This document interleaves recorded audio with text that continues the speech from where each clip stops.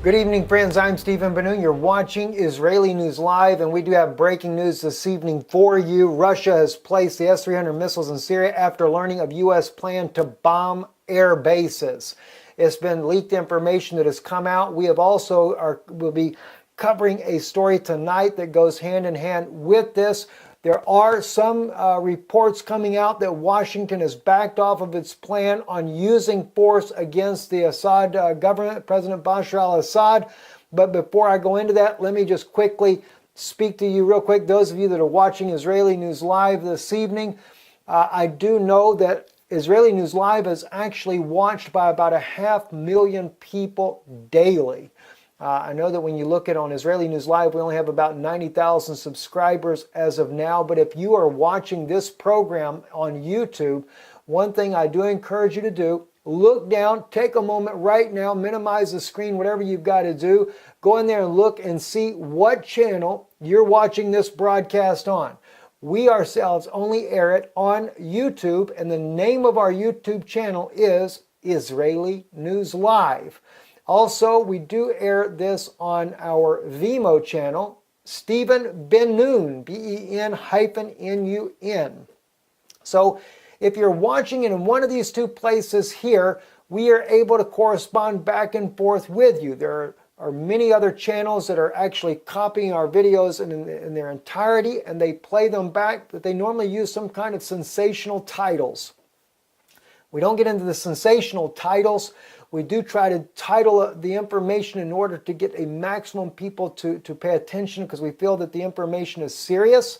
But if you're not watching it on Israeli News Live and you want to be able to correspond back and forth with us, I encourage you, minimize your screen, go back to YouTube, find Israeli News Live YouTube channel and subscribe there. Now let's get right into the breaking news.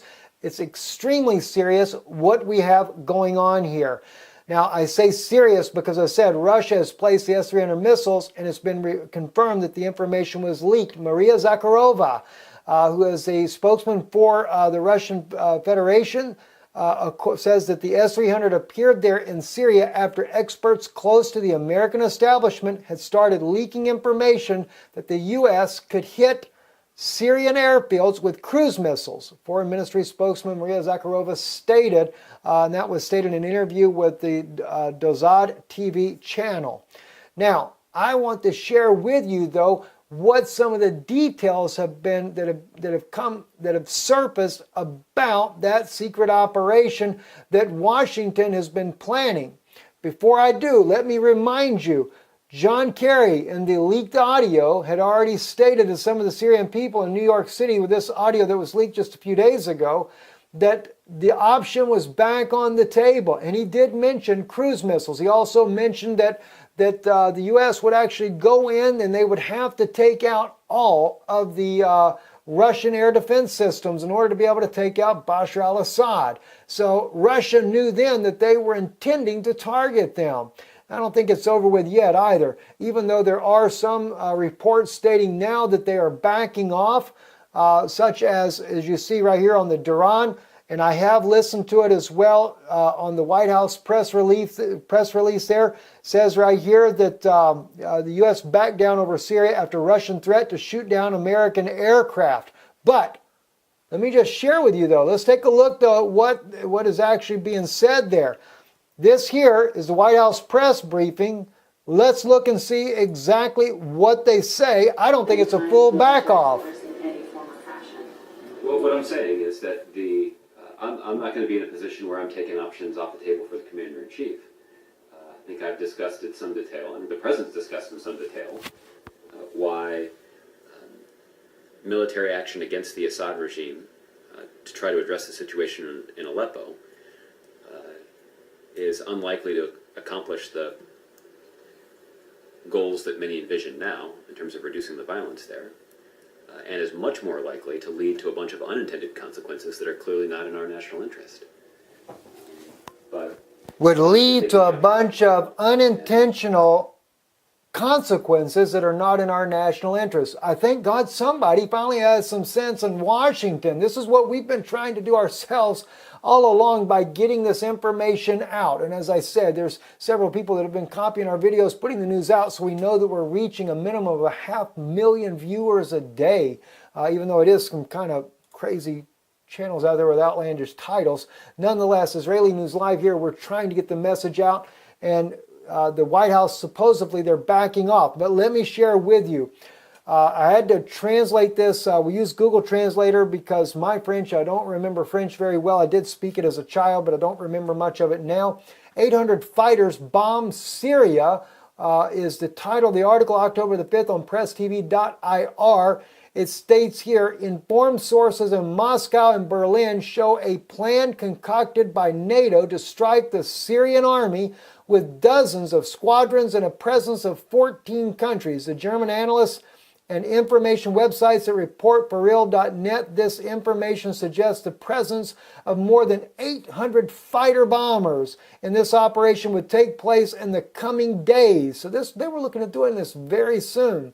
The breakdown of dialogue between Washington and Moscow on the one hand, and the meteoric rise of the Syrian army in Aleppo, another, NATO seemed to have decided to launch a major offensive against the Syrian army. Again, remember, John Kerry in that leaked audio was stating to the Syrian people in the room there in New York that they were again having this discussion, and they'd have to see what happens.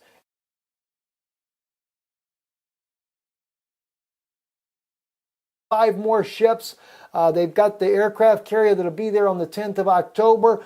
There's an unconfirmed report today by a friend of mine saying that a Chinese warship has showed up in the Mediterranean.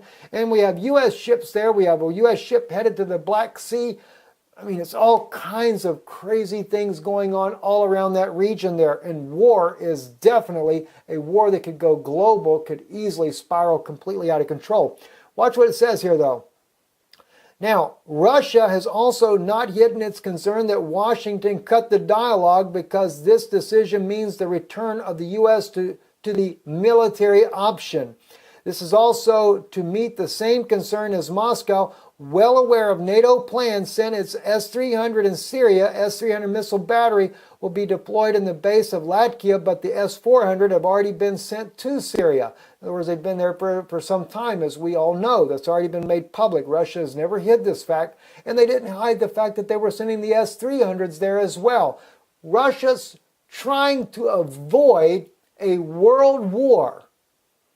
You know, when they hang these signs out here that you're seeing on the bridge, like happened over in New York City, Vladimir Putin, his picture hung off the side of the bridge and it says peacemaker. The man is trying to make peace. He doesn't have to announce what he's doing. He could just do everything in secret and let America come right on in and then deal with the issue. All right. Now, I know there's a lot of rhetoric going back and forth. You know, the chief commander there, Miley, stating in the conference that he was in recently that they would beat their enemy and beat them hard.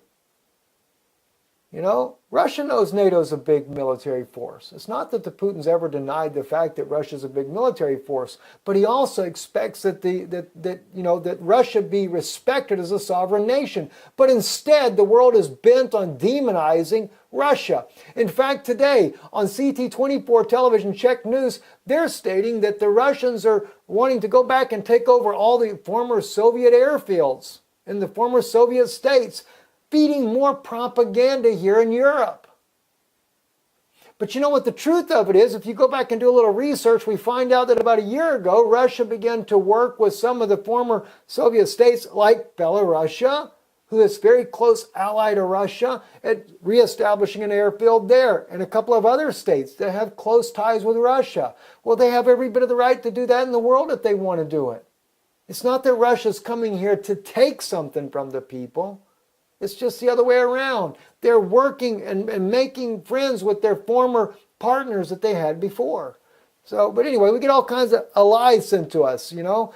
And the Swedish, by the way, they're sending their stuff towards the to the Baltic. Today I'm sitting there looking at the photos of huge shipment of Swedish troops being moved to the Baltic regions there. And they're all of them carrying a bunch of big old T-4 anti-tank rocket launchers on their backs. I mean, a lot of these guys had them carrying them around. What in the world are they using this stuff for? What are they getting ready for? You know, Russia's not the aggressor. If anything, it has been the United States that has brought all of the troops here and on our borders here. And the sad thing is, we find out in an old news story here that there was a group here that actually tried to make a human change to stop all this movement of troops. They were all arrested and accused of being Russian spies or Iranian spies, things like this. European citizens. I mean, this is out of control. Also, according to the German sources, the meeting of John Kerry and the Syrian opposition to Washington and his opposition to a military solution in Syria was not a sham intended to take short Russia and its allies once the offensive is launched. According to NATO plan, the attack will begin as a large-scale airstrikes that will last 3 to 5 days and will focus on the command center of the staff of the Syrian army. There will also issue to assassinate top commanders of the Syrian army, an attack against public buildings both in the outskirts of Damascus and the suburbs of Aleppo and Latakia. 800 fighter bombers will take off from Turkey, Jordan, and the Mediterranean, and cruise missiles and tomahawks will be fired from U.S. positions in the Persian Gulf. Hunters obviously avoid this part of the Syrian airspace that is exposed to the Russian S-400, so they penetrate the Syrian sky over the northeast Iraq, Jordan, and Israel. It is an operation that looks like Desert Fox, which took place in '98 and was Saudi Arabia who will finance it. According to the German sources, no ground intervention will take place, but the rebels trained by the CIA will take over in the hours after the bombings from the premises. Trucks packed with weapons from Turkey and Jordan will feed the first in arms and ammunition. The offensive will be launched in a few days unless a truce manages to settle. Israel will intervene only in the case of an emergency. That's how serious this attack could have been. Now, according to a couple other reports that I've already found, again, I listened to myself, the White House press briefing, which is where these other articles are getting their information from, the exact same place that I'm getting it from. The speaker here for the White House press briefing here, he doesn't indicate that, as he stated, it's not that I want to take it off the table for President Obama, but they have reconsidered how that this will not benefit the national interest. Well, no, it doesn't. It doesn't benefit anybody's interest. It doesn't benefit America, the citizens there. It doesn't benefit the Europeans. It doesn't benefit the people in Syria. I mean, if your whole idea is that you're wanting to do an intervention because of all the lives that are being lost in Aleppo, what about the other Syrian lives? Those Syrian lives don't matter, I guess.